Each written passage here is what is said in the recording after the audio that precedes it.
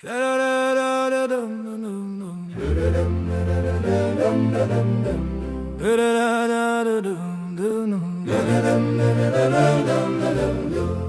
la chaleur du soir, les villes dorment à demi. Ouattara regarde l'horizon, l'esprit un peu ralenti. Il pense au continent, à ses rêves, ses alliances, à ces voix qui éclairent l'Afrique avec puissance. Alors il prend son téléphone, compose un numéro familier, celui de Fort, son complice dans tant de dossiers. Dans l'air flotte déjà le parfum d'une discussion, un mélange d'amitié et de politique en action. Allô Fort, j'espère que tu vas bien mon frère. Toujours et toi, comment va la lumière? J'ai appris que ton Togo prépare une grande conférence sur le panafricanisme, un souffle, une renaissance. J'ai entendu dire que beaucoup seront là, dont le brillant professeur. Oui, Africa. Immense joie pour moi, je te jure, de le rencontrer. Les tambours du Togo s'éveillent dans la conversation. On devine dans la voix de Fort une certaine admiration. Le professeur Africa, penseur des temps nouveaux, fait vibrer les frontières, allume les cerveaux. Mais soudain Ouattara change, son ton devient plus grave, comme si derrière ces mots une promesse s'élève. Il inspire doucement, fait ses paroles avant de poser la demande qui, il espère, décolle. Mon frère, j'aurais une faveur à te demander. Je le cherche depuis longtemps, tu peux me le réserver. Pour lui j'affréterai un avion spécial. C'est un ami sur Africa, un allié sans égal.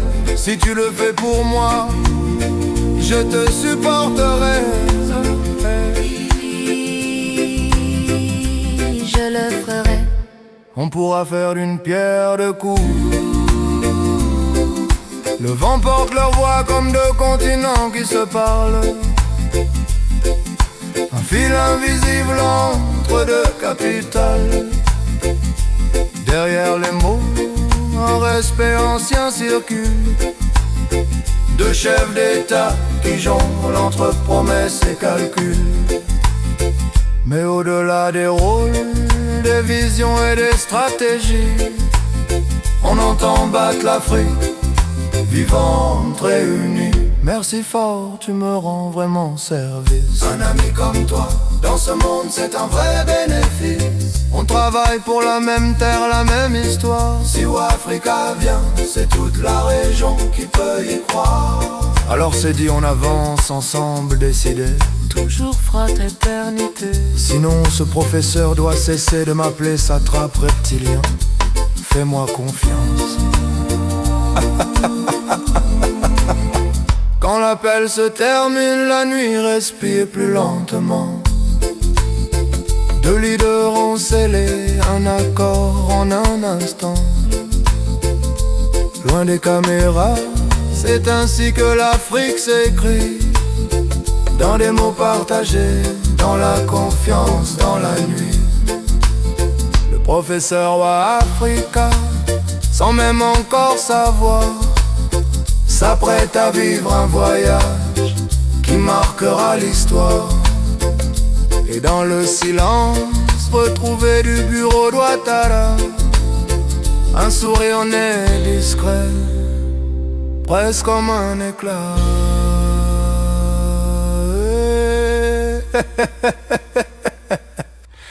Écoutez chers amis, il n'y a rien de sérieux. Ce n'était qu'une imagination, un téléphone rouge à la manière du professeur Niamsi. Yeah, professeur. Yeah, bah.